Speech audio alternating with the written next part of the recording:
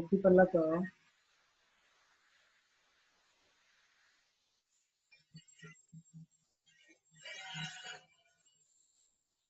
આ જોઈ લો, અત્યાર સુધી આપણે 10.8 સુધી જોઈ ગયા હતા, બરાબર છે।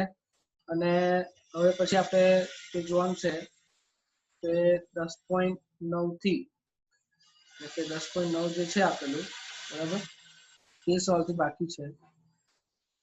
એટલે અહીંયા પ્રશ્ન છે એટલે ચોપડી તમે સાથે રાખજો તો સારું પડે, કે હું ડાયરેક્ટ તમને સોલ્યુશન સમજાવીશ। એટલે સવાલનો કેવું છે કે આપ્યું છે હું વાંચીશ તમને અને પછી કે રીતે જવાબ લખવાનો તે બતાવીશ। અવાજ નહીં આવતો તો જરા મને મેસેજ કરજો। જો 10.9, 10.10, 10.11, 12, 14 ત્યાં સુધી, પછી 10.15, 16, 17, બરાબર। પછીના બે પ્રશ્નો છે તે બોર્ડ વાળા છે, સમજાવીશ જ્યાં સ્કૂલમાં આવશું ત્યારે, મોટા પ્રશ્નો છે। 10.24, 27 અને 19 વધારાના પ્રશ્નો છે પણ આપણે લેવાના છે। જેટલું બને એટલું જલ્દી આપણે પતાવીએ એટલું સારું પડશે, બરાબર। તો હવે આપણે જોઈએ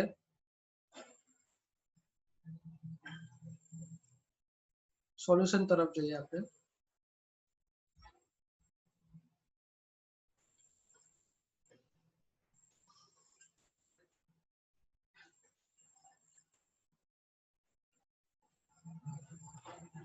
દસ 10.9 તમને પ્રશ્ન દેખાતો છે સ્ક્રીન પર, બરાબર છે।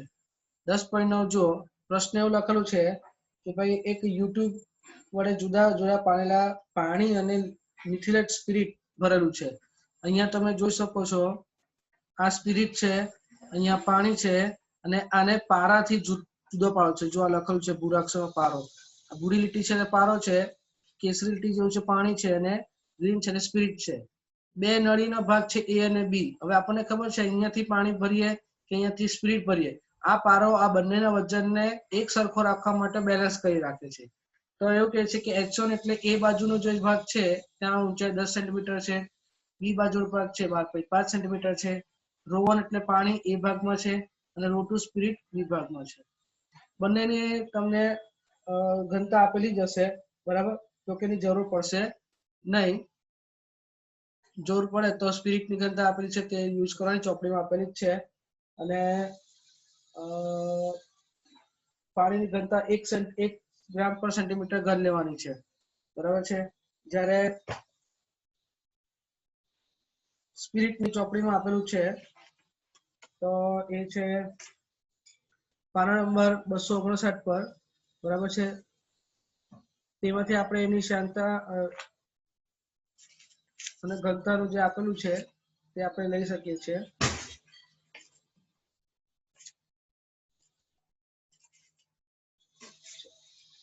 આગળ વધીએ।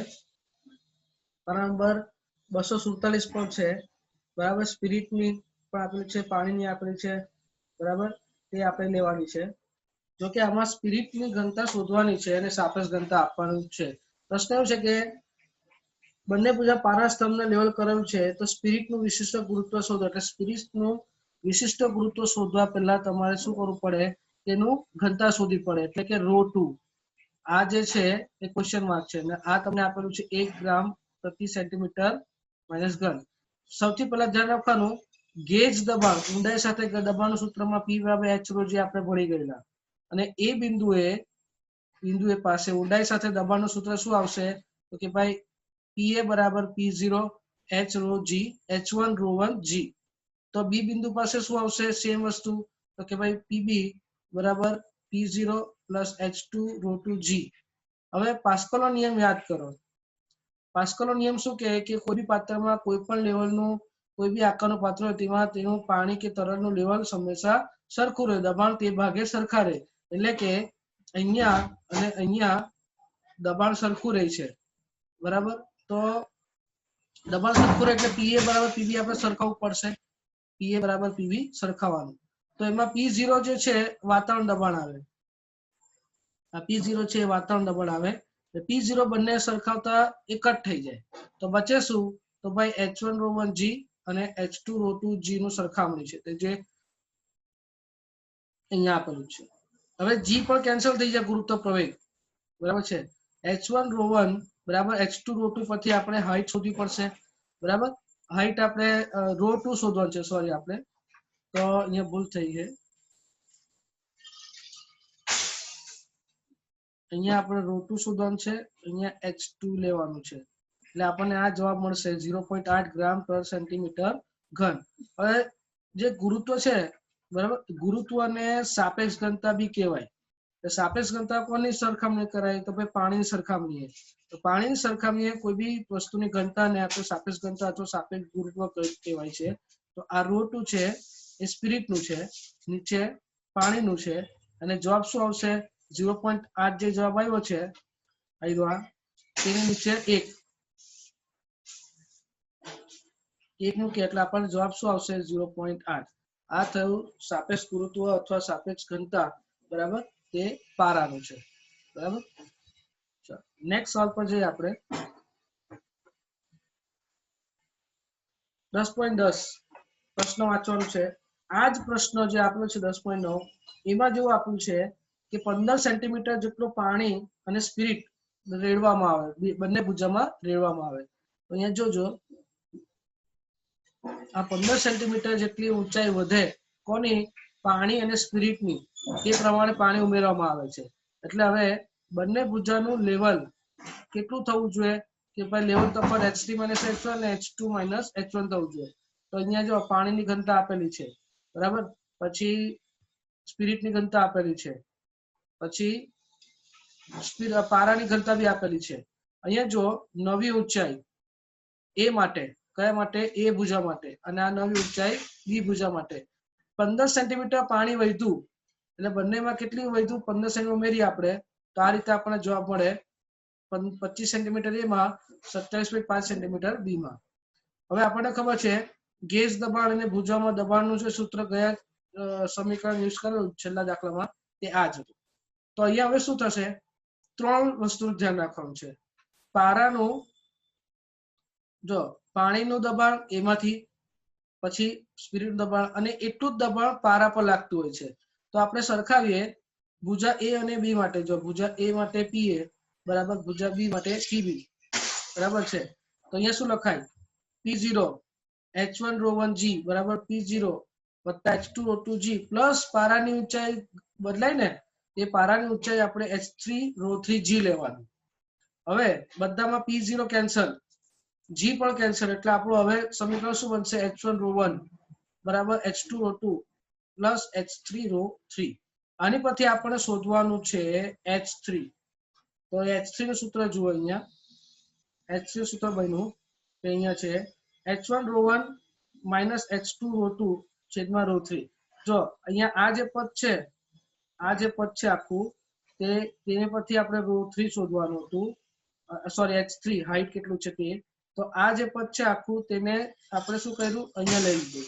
એટલે માઇનસ થયું અને રો જે છે એને છેદમાં લઈ લીધું તો જવાબ આપણને ચેક કરશો તો તમને કેટલું મળશે 0.221 સેન્ટીમીટર જવાબ મળશે આ રીતે 10.9 નો જ ઉપયોગ કરીને 10.10 નો સવાલનો જવાબ ઉકેલવામાં આવેલો છે સેમ પ્રોસિજર છે પણ માત્ર પારાની ઊંચાઈનો તફાવત આવવાથી એનું ઉમેરવામાં આવેલું છે ચાલો નેક્સ્ટ પર જઈએ આપણે પ્રશ્ન નંબર 10.11 અને 10.12 હા કે નામાં જવાબ આપવાનો છે કારણ આપવાનું છે તો કે અહીંયા છે 10.11 અને અહીંયા છે 10.12 બરાબર છે એ 10.11 એવું કહે છે બર્નોલી સમીકરણ નદીના ઢાળ પરના પાણીના વહનનું વર્ણન કરવા માટે વાપરી શકાય ના બર્નોલી સમીકરણ આદર્શ તરલ માટે જ વપરાય છે અને ધારારેખીય છે જ્યારે નદીના ઢાળ પર ધારારેખી વહન નહીં હોતું અને આદર્શ તરલ પણ નહીં હોતું એટલે લાગુ પડી શકાતું નથી 10.12 જો બર્નોલી સમીકરણ લાગુ પડવામાં નિરપેક્ષ દબાણને બદલે ગેજ દબાણ વધારે વાપરે તો શું ફરક પડે કઈ ફરક પડે નહીં બર્નોલી સમીકરણ ક્યારે વપરાય છે જ્યારે દબાણનો તફાવત મળે છે એટલે અને બે અલગ અલગ બિંદુએ શું આપણને દબાણ અલગ અલગ હોય છે સરખું હોતું નથી જો સરખું હોય તો તફાવત મળે નહીં તો શું થાય પાસ્કલનો નિયમ આવે તો એમાં સાપેક્ષ તમને દબાણ મળે નહીં અથવા દબાણનો તફાવત મળે નહીં એટલે ગતિ કરતા જે છે પદાર્થ કે તરલ એના માટે બર્નોલી સમીકરણ લાગુ પડે છે તો ત્યારે દબાણ અલગ અલગ છે એટલે આપણે સાપેક્ષ કે ગેજ દબાણ પણ લઈ શકાય છે, બરાબર. અહીંયા તમે રાખજો E બરાબર h rho g ક્યારે મળે, જ્યારે કોઈ h ઊંચાઈએ એની ગતિ થતી હોય, બરાબર છે. પણ જો બે જગ્યાએ સરખું જ હોય તો h કેવું હશે, h બરાબર h2 થાય ને, તો અહીંયા ગતિ મળે ના. તો બર્નોલીનું સમીકરણ શું છે, ગતિ કરતા તરલ માટે છે. એટલે ગેજ દબાણની જગ્યાએ અથવા સાપેક્ષ દબાણ પણ લઈ શકાય છે. સાપેક્ષ દબાણ એટલે આ P1 - P2 F ના છેદમાં A આ પણ લઈ શકાય છે. નેક્સ્ટ છે આપણે જોઈએ 10.13 નથી 10.14 લેવાનો છે. પ્રશ્ન 10.14 બરાબર છે, સ્વાધ્યાયનો પ્રશ્ન છે. એવું આપેલું છે સવાલમાં, પવનની ટનલના એક નમૂનાના વિમાન પરના પ્રયોગની પાંખની ઉપર નીચેની સપાટી વહનની ઝડપ આપેલી છે. પાંખનું ક્ષેત્રફળ આપેલું હોય, પાંખ પર ઊંધો ધક્કો કેટલો લાગશે અને હવાની ઘનતા આપેલી છે. સૌથી પહેલા આ એક ટનલ છે એમ સમજો, આ ટનલ છે, એમાં એક વિમાન જાય છે.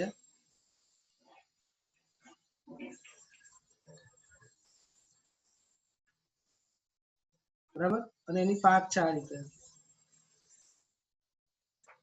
એવું કહે છે કે પાંખની ઉપર એટલે આ ભાગ ઉપર, ને પાંખની નીચે એટલે નીચેનો ભાગ. એની જે વેગ છે આપેલું છે 70 મીટર પ્રતિ સેકન્ડ અને V2 63 મીટર પ્રતિ સેકન્ડ. કોનો, હવા. અને હવા અહીંયા શું છે, એક તરલ છે, વેગ આપેલો છે. હવાની ઘનતા રો એટલે કેટલું આપેલું છે, તો 1.3 કિલોગ્રામ મીટર માઇનસ 3. અહીંયા જો એકમ કિલોગ્રામ પ્રતિ મીટર ઘન છે, સેન્ટીમીટર વાળું નથી. અહીંયા બી એકમ આપણો એસઆઈ એકમ એમકેએસ માં છે, મીટર પ્રતિ સેકન્ડ. તો અહીંયા એવું કહે છે કે ધક્કો, આ લિફ્ટિંગ બળ કેટલું લાગશે, ઊર્ધ્વ બળ. હવે અહીંયા બળ કઈ દિશામાં લાગશે, ઉપર લાગે પાંખ પર, તો શું થાય, વિમાન ઉપરની દિશામાં આગળ વધે, બરાબર. F શોધવાનું છે. તો સૌથી પહેલા આપણને ધ્યાન રાખવાનું કે તરલની ગતિ અને ઊંચાઈ માટે કયું સમીકરણ લાવવું પડે, તો કે બર્નોલી સમીકરણ. બર્નોલીનું સમીકરણ, બરાબર છે.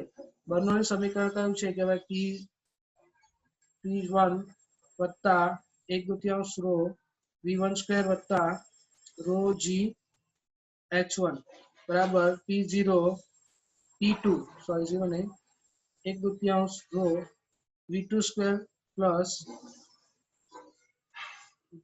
Row G H2. હવે જુઓ, વિમાન સમક્ષિતિજ દિશામાં જાય છે, વિમાન સમક્ષિતિજ દિશામાં જવાનું છે. જ્યારે બળ લાગે ત્યારે સરખું જ ઊંચાઈ છે એટલે H1 બરાબર H2 લેવાનું. H1 બરાબર H2 લેવાનું. એટલે આપણું સમીકરણ બનશે P1 વત્તા 1/2 રો V1² બરાબર P2 વત્તા 1/2 રો V2². આગળ જઈએ, તફાવત લઈએ આપણે, P1 - P2 કરીએ, અહીંયા શું થાય, 1/2 રો V2² - V1² થઈ જાય, બરાબર. આ છે સમીકરણ નંબર 2 અને આપણે સમીકરણ નંબર 1 આપી દીધું. હવે શું થાય છે કે લિફ્ટિંગ બળ જોઈએ છે આપણને F. તો દબાણનું સૂત્ર શું છે, F ના છેદમાં A.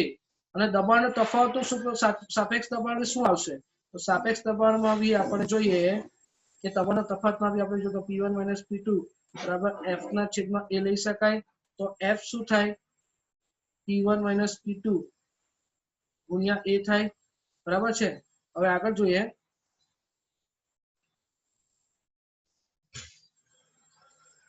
(10.14) છે.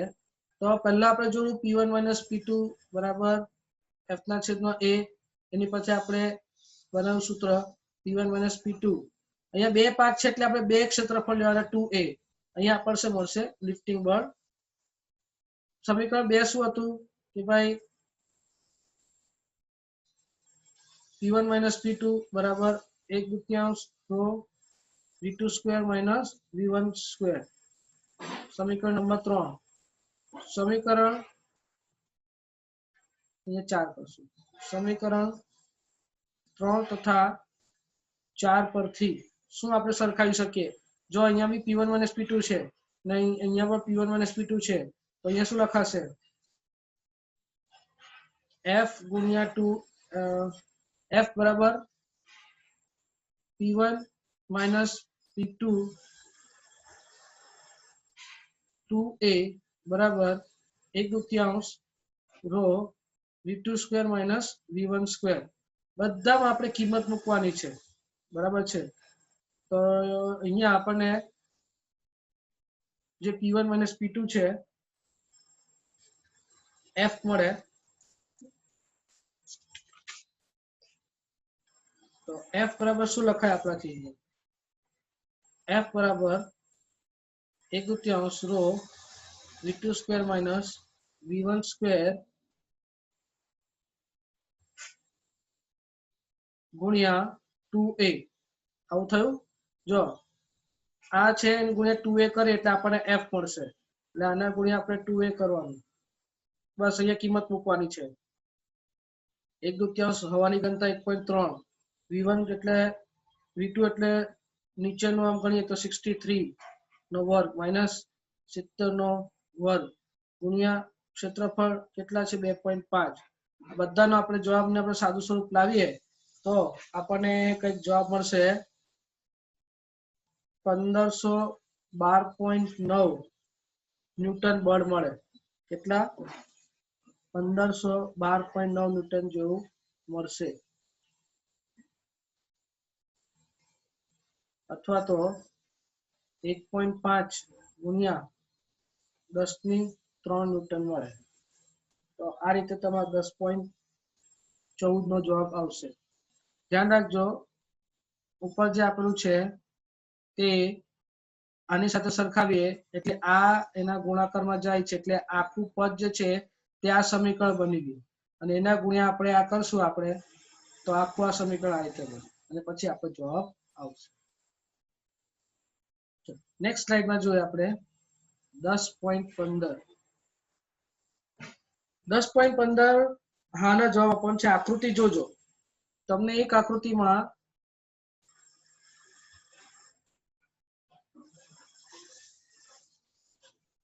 એવું આપ્યું છે કે આ જે નળી છે અને અહીંયા સાંકડો ભાગ છે બરાબર અહીંયા સાંકડો ભાગ છે તો અહીંયા પારાની ઊંચાઈ આટલી બતાવે છે જે કઈ પ્રવાહી છે તે અને બીજી આકૃતિમાં એવું છે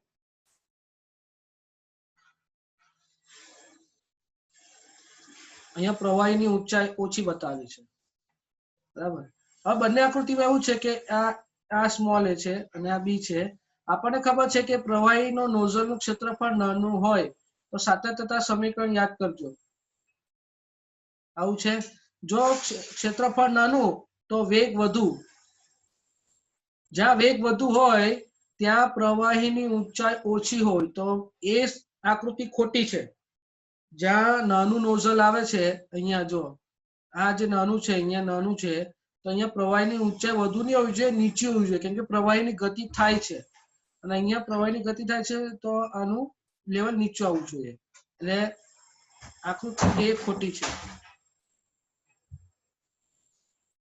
બરાબર આગળ વધીએ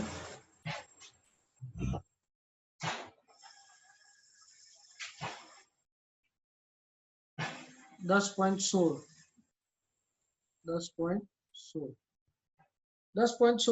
જવા છે સ્પ્રે પંપ જેવું છે સ્પ્રે પંપ આપણે દોરીએ તો આવું કંઈક છે આકાર બરાબર છે આવું કંઈક આકાર છે અહીંયાથી કંઈક નોઝલ નીકળે છે આ નોઝલની સાથે અહીંયા કંઈક જોડેલું છે બરાબર અહીંયા તરલ ભરેલું હોય છે અહીંયા પિસ્ટન જેવું આકારનું કંઈક બરાબર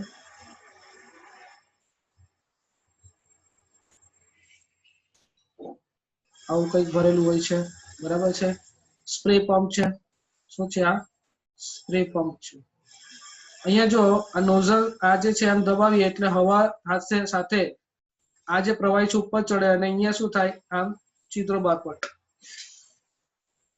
બરાબર છે, સ્પ્રે થાય. તો અહીંયા એવું કહે છે સ્પ્રે પંપમાં 40 છિદ્રો છે. જો ચોપડીમાં આપેલું છે સ્પ્રે પંપ છંટકાવમાં નળીનો આડછેદનો ક્ષેત્રફળ, નળીનો આડછેદનો ક્ષેત્રફળ એ બરાબર 8 સેન્ટીમીટર સ્ક્વેર છે. એક છેડે બીજા છેડે એટલે કે એક છેડે આ નળીનો વ્યાસ આપ્યો છે, આ નળીનો વ્યાસ એ આપ્યો છે. હવે ડી નળીનું ક્ષેત્રફળ આપ્યું છે. હવે ડી જે નાના છિદ્રો છે જેમાંથી પ્રવાહી તરલ નીકળે તેનું વ્યાસ આપ્યું છે 1 મિલીમીટર. સમજો 0.5 ગુણ્યા 10⁻² મીટર થશે, બરાબર. અને ત્રિજ્યા શું થશે 0.25 ગુણ્યા 10⁻² મીટર થશે. હવે કેટલા છિદ્રો છે 40 છિદ્રો છે. એવું કે છે નળીની અંદર પ્રવાહની ઝડપ, નળીની અંદર પ્રવાહની ઝડપ 1.5 મીટર પ્રતિ મિનિટ છે. તો આપણે લખશું 1.5/60 મીટર પ્રતિ સેકન્ડ થશે. તો છિદ્રોમાંથી આવતી જે પ્રવાહ છે, બહાર આવતા તરલ માટે વેગ કેટલો? તો બહાર આવતા તરલ માટે આપણે ધ્યાન રાખજો ક્ષેત્રફળ અને વેગ વાળું સમીકરણ છે કયું છે? તો કે ભાઈ એ છે સાતત્યતા સમીકરણ. સાતત્યતા સમીકરણ આપણે ભણી ગયા ને, શું છે? એક બાજુનું ક્ષેત્રફળ એમાંથી નીકળતો પ્રવાહીનું વેગ, બીજી બાજુનું ક્ષેત્રફળ એમાંથી નીકળતો પ્રવાહીનો વેગ. આપણી પાસે V2 નથી. હવે A2 એટલે શું છે? છિદ્રો ગોળાકાર છે. K1 આપેલું છે 8 ગુણ્યા 10⁻⁴ મીટર સ્ક્વેર, મીટર ફેરી કાઢે. V1 કેટલું આપેલું છે 1.5/60 બરાબર. અહીંયા છિદ્રો નળાકાર છે એટલે કેટલા છિદ્રો? 40 છિદ્રો. અને એનો ક્ષેત્રફળ કેટલું થશે? πr² ગુણ્યા V2.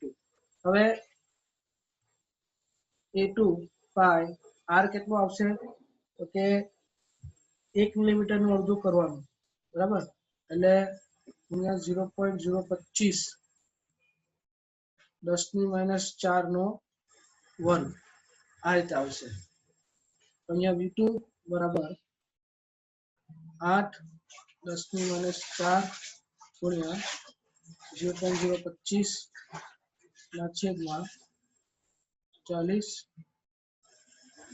3.14 ગુણ્યા 0.5 10⁻⁴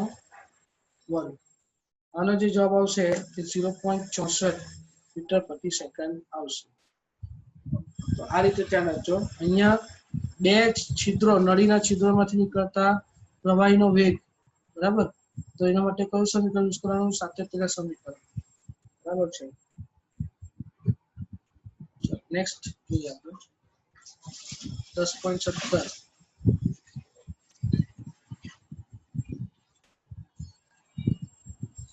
10.17 યુ આકારના તારના સાબુનું દ્રાવણ બોળેલું છે.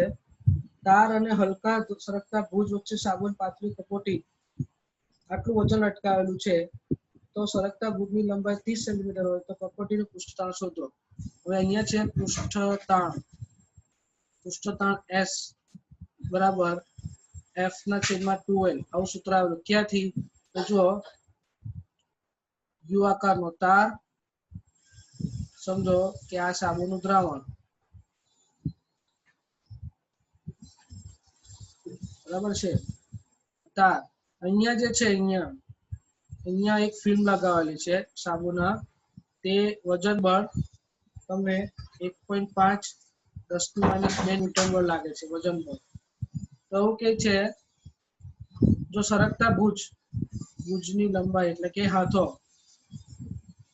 એક લંબાઈ છે 30 સેન્ટીમીટર બરાબર 0.3 મીટર, એટલે કે આ જે છે આ જે લંબાઈ છે 30 સેન્ટીમીટર છે ભુજાની. તો શું થાય છે? હવે એવું કે છે પૃષ્ઠતાણ શોધો. હવે પેલા પૃષ્ઠતાણનું જે સમીકરણ આપણે ભણી ગયેલા તે ધ્યાન રાખજો કે આવો કઈક તરલની અંદર આવું પૃષ્ઠ છે, બરાબર. એની પર અહીંયા બળ લાગે છે તો પૃષ્ઠ ખસે, બરાબર ને. અહીંયા પૃષ્ઠ ખસે છે તો કેટલું ખસે છે? આ રીતનું. કે અહીંયા આપણે 2dl ક્ષેત્રફળ જેટલું લેવાનું ને, તો 2dl ને F અહીંયા લાગે છે. તો કાર્ય બરાબર બળ ગુણ્યા સ્થાનાંતર dl અને બીજું સૂત્ર કારણ શું છે બળ ગુણ્યા સ્થાનાંતર d અહીંયા d ની જગ્યાએ l લેવાનું છે તો અહીંયા s ગુણ્યા 2dl બરાબર fl ગુણ્યા l તો અહીંયા s શું થશે f ના છેદમાં અહીંયા dl એટલે ક્ષેત્રફળ થશે આ અહીંયા જણાવજો 2dl એટલે ક્ષેત્રફળ ક્ષેત્રફળ એ આપણે જો ચોરસ હોય તો શું લેવાનું લંબાઈ ગુણ્યા લંબાઈ એટલે કે l સ્ક્વેર અહીંયા આપણે લખશું 2 ગુણ્યા l સ્ક્વેર ગુણ્યા l l નો એક ઘાત કેન્સલ એટલે આપણને જવાબ મળશે f ના છેદમાં 2l હવે f આપેલું છે 1.5 10 ની માઈનસ 2 2 ગુણ્યા 0.3 તો આનો જવાબ આવશે લગભગ 2.5 ગુણ્યા 10 ની માઈનસ 2 ન્યૂટન પ્રતિ મીટર આ થયું તમારું પૃષ્ઠતાણ s ચેક કરી લેવાનું બરાબર આ ધ્યાન રાખેલું છે તમે સમજાવેલું કે અહીંયા બળ લાગે છે તો આટલું પૃષ્ઠ ખસી ગયું તેના લીધે તાણ જે મળે તે આપણું પૃષ્ઠતાણનું સૂત્ર છે 10.19 છે 10.20 છે ગુણ વાળા સવાલ છે તે આપણે સ્કૂલમાં લઈશું બરાબર ઠીક કરી રાખજો તો ચોપડીમાં ઉદાહરણ 77 માં 10.27 10.24 10.27 છે તો 10.24 જુઓ ફટાફટ પતાવીએ ઉદાહરણના દાખલા તમે જોશો ને તારા જેવા સિમિલર દાખલા મળશે તમને વધારાના સ્વાધ્યાય દાખલા તો કે 10.24 બરાબર છે લોહી ચડાવવાની પ્રક્રિયામાં 100 2000 ગેટ દબાણ હોય એવી શીરામાં દાખલ થાય લોહી ભરેલું પાત્ર કેટલી ઊંચાઈ મૂકવું જોઈએ જેથી લોહી શીરામાં દાખલ થવાની શરૂઆત થાય હવે તમને જ્યારે બ્લડ ડોનેશન કરવા ગયા હશો ત્યારે તમને આવું એક સ્ટેન્ડ જોવા મળેલું હશે બરાબર એમાં એ હુક હશે એ હુક સાથે અહીંયા લોહીનું પાત્ર જે બોટલ છે એવું લટકાવવામાં આવે અહીંયાથી એક સળી ઠંકારે છે હવે લોહી ભરેલું છે અને એ જે નળી છે એ પથારી પર બેઠેલા બરાબર વ્યક્તિને સોય વડે શની વડે સોય વડે લગાવવામાં આવે છે તો એમ કહે છે કે આ સોયનું ગેજ દબાણ કેટલું છે 2000 પાસ્કલ એવું તે દબાણનો તફાવત હોય એવી રીતે અને તેને એવી શીરામાં દાખલ કરવામાં આવે તો આ જે ઊંચાઈ છે આ ધારો કે આ જે હાઈટ છે બરાબર તો આ હાઈટ કેટલી હોવી જોઈએ કે જ્યાં આપણે બોટલ લટકાવેલો છે આ કેટલી હાઈટ હોવી જોઈએ જેથી આ લોહી શીરા એટલે નવ્સ એટલે નસો જ્યાં આપણે લોહી જોવાનું હોય ને તેમાં પસાર થશે તો સ્વાભાવિક છે આ દાખલામાં કેમ એવું લખેલું છે તો ધ્યાન રાખજો તરલનું વહન દબાણ તફાવતને આધાર છે દબાણ તફાવતને આભારી છે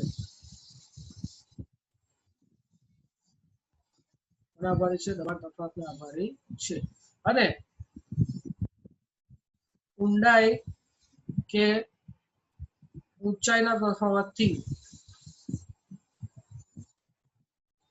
ગેજ દબાણ મળે શું મળે ગેજ દબાણ મળે તો ગેજ દબાણ શું છે આપણું P1 - P2 બરાબર h rho g ગેજ દબાણ તમને આપેલું જ છે P અહીંયા એક વાતાવરણ દબાણ લેવાનું છે અને બીજું ગેજ દબાણ છે તો વાતાવરણ દબાણ હંમેશા P બરાબર 1 લેવાનું એટલે આપણું સૂત્ર બનશે P બરાબર h rho g અહીંયા આપણને હાઈટ નથી ખબર હવે રો છે તે ચોપડીમાં લોહીની ઘનતા તમારે લઈ લેવાની અંદર આપેલી જ છે બરાબર અને એ લેવાનું છે તમારે 1.06 10 ની 3 ઘાત 1.06 10 ની 3 ઘાત કિલોગ્રામ પર મીટર -3 બરાબર છે અને g તમારે 9.8 લેવાનું છે મીટર પ્રતિ સેકન્ડ હવે આ સૂત્રમાં p આપેલું છે 2000 h નથી આપ્યું રો આપેલું છે 1.06 10 ની માઇનસ 3 ગુણ્યા 9.8.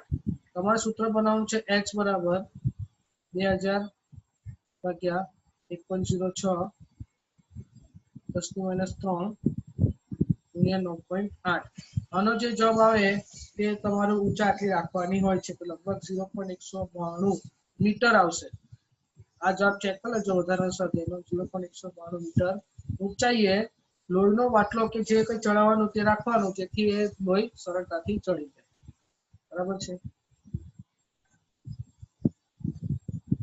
હવે નેક્સ્ટ આજનો છેલ્લો 10.27. એક વિમાનની અચળ ઝડપથી સમશીલ ઉડ્ડયનમાં બેમાંની દરેક પાંખનું ક્ષેત્રફળ આપેલું છે. જો પાંખની નીચેની વેગ અને ઉપરનો સપાટીનો વેગ આપેલો હોય તો વિમાન દળ શોધો. આ છે 10.27. વિમાન વાળો છે જે પેલું મેં આકૃતિ દોરી તેમ. બરાબર, આ પાંખ છે. બરાબર, આ બે પાંખ છે. અહીંયા વિમાનનો ઢાંચો છે એમ સમજી લો. બરાબર, અહીંયા તમને V1 અહીંયા V2 આપેલું છે અને ક્ષેત્રફળ આપેલું છે 25 મીટર સ્ક્વેર. બરાબર, અહીંયા શું લખવું છે? સમક્ષેત્રી દિશામાં જાય છે એટલે ફરી પાછું h1 બરાબર h2 આવશે. અને પાંખની નીચેની સપાટીએ વેગ આપણે ધારો કે V1 લઈએ 180 કિલોમીટર પ્રતિ કલાક અને ઉપરનો ભાગ આ નીચે અને ઉપરના ભાગમાં આપેલું છે 234 કિલોમીટર પ્રતિ કલાક ઝડપ આપેલી છે. તો અહીંયા વિમાનનું દળ શોધવાનું છે. વિમાનનું દળ એટલે ઉર્ધ્વ દિશામાં લિફ્ટિંગ થાય પ્લેન, તો બળ લાગે. આ બળ વજન બળ બરાબર mg લેવાય. તો અહીંથી આપણને m મળશે. તો f શોધવું પડશે. પહેલા f શોધવા માટે આપણે દબાણ તફાવત જોઈશે. આ સૂત્ર યાદ રાખજો. દબાણ તફાવત આ છે. બરાબર, હવે અહીંયા તરલ ઉપર જાય છે. જો અહીંયાથી બી જાય છે તરલ, નીચેથી બી જાય છે.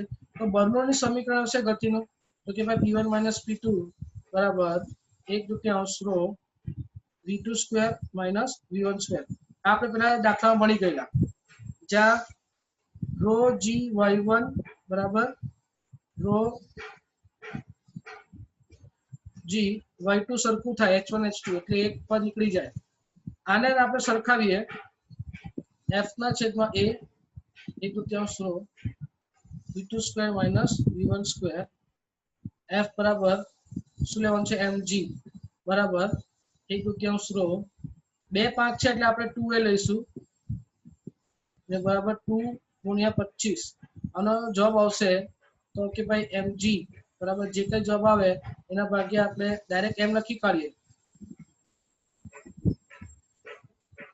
અહીંયા આપણે ડાયરેક્ટ m લખીએ તો શું લખાય? 1/2 રો v2 square minus v1 square ગુણ્યા 2a ના છેદમાં g. તો તમારો ફાઇનલ જવાબ m બરાબર 4993 કિલોગ્રામ એપ્રોક્સિમેટલી આવશે, અથવા 4400 કિલોગ્રામ. એ કેમ? કે g બરાબર 10 લો તો બદલાઈ જશે, એટલે આટલો જવાબ તમારો આવશે. તો આજના લેક્ચરમાં આપણે જોયું આ પ્રમાણે સ્વાધ્યાયના પ્રશ્નો, વધારે સ્વાધ્યાયના પ્રશ્નો, ઉદાહરણના પ્રશ્નો આપણે સ્કૂલે જોઈશું. પણ આના જેવા સિમિલર છે એટલે ચોપડીમાં સોલ્યુશન આપેલું છે, તમે એકવાર વાંચશો તો આવડી જ જશે. બરાબર, બાકીનું આપણે નેક્સ્ટ લેક્ચરમાં રાખીશું. બરાબર, આજની હાજરી લઈ લઈએ આપણે.